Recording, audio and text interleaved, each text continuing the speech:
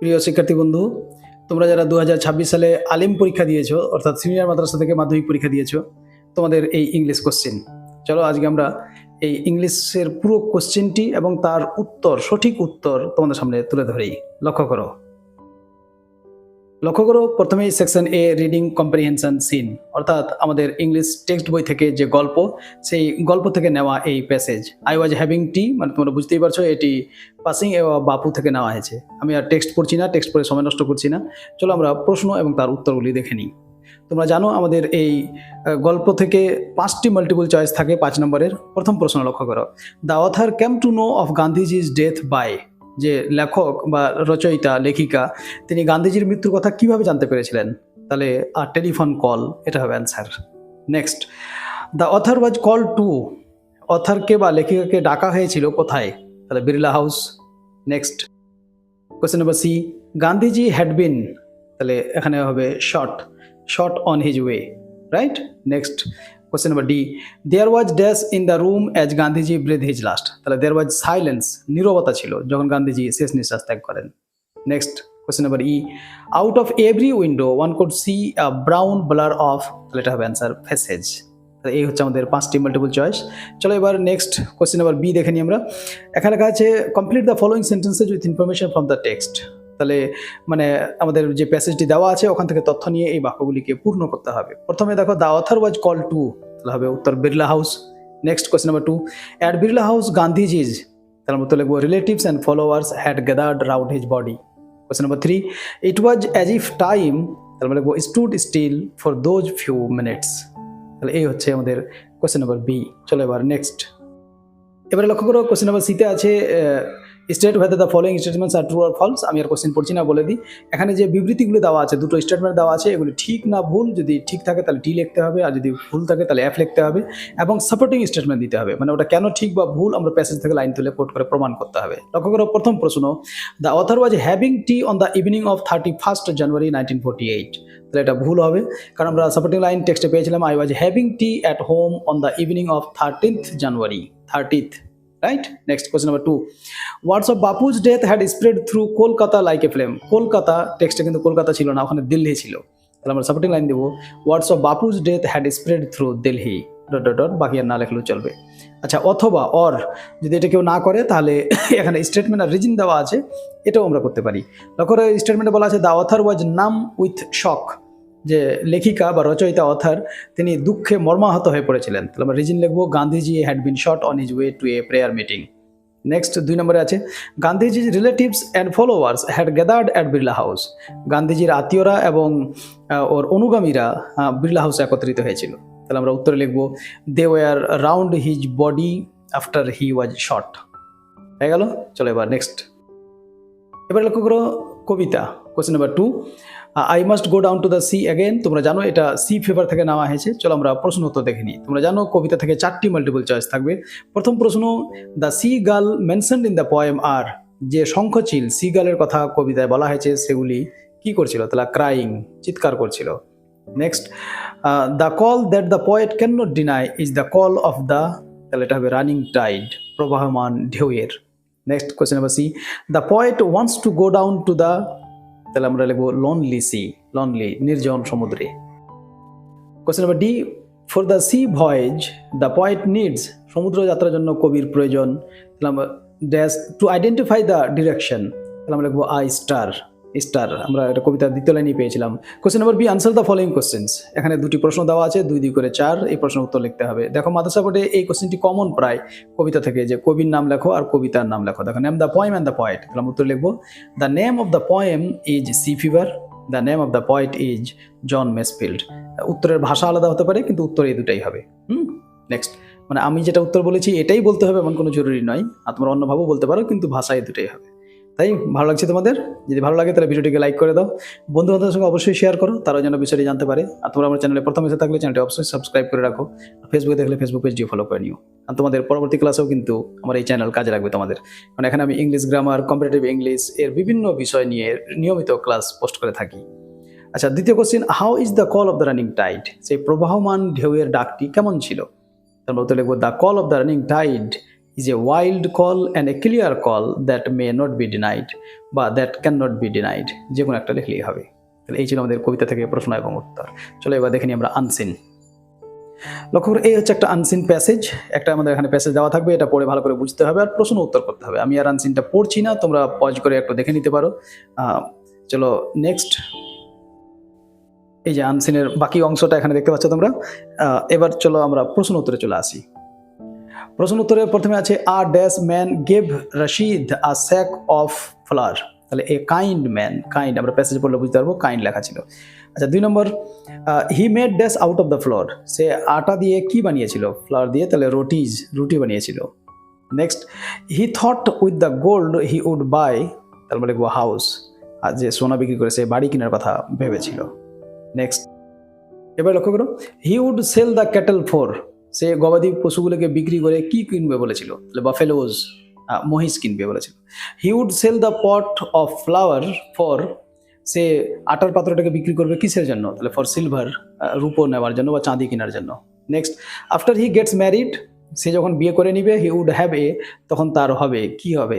আসান, একজন সন্তানের কথা সে বলেছিল। এবার চলে এসো true false and supporting line.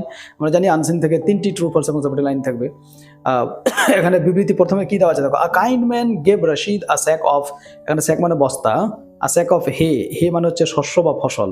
তাহলে আমরা টেক্সটে কিন্তু হে পাইনি, ওখানে ফ্লাওয়ার্স লেখা ছিল, তাহলে এটা ফলস হবে। আর সাপোর্টিং লাইন দেখতে পাচ্ছ তোমরা, a kind man gave him a sack of flour, মানে আটার বস্তা দিয়েছিল, গমের বা ফসলের নয়। এবার লক্ষ্য করো 2 নম্বর question, by selling horses he will get pots of silver, তাহলে এটা ফলস হবে। আমরা by selling them I will get pots of gold. Next, he will be painted white with limestone with the pot breaks when the pot breaks, sorry, তাহলে এটা false হবে। আর supporting line দিব আমরা, painting himself white with the flour in it, হয়ে গেল। এবার প্রশ্ন উত্তর, এখানে আনসিন থেকে 4টি প্রশ্ন থাকবে, প্রতি প্রশ্নের মান 2, অর্থাৎ 8 নম্বর বরাদ্দ। লক্ষ্য করো question number 1, who was Rashid, what did he do with the flour, Rashid কে ছিল আর সে আটা দিয়ে কি করতে চেয়েছিল বা কি করেছিল? তাহলে Rashid was a poor man, Rashid ছিল একজন গরিব মানুষ। He made rotis with some of the flour and ate them and kept the rest in a pot.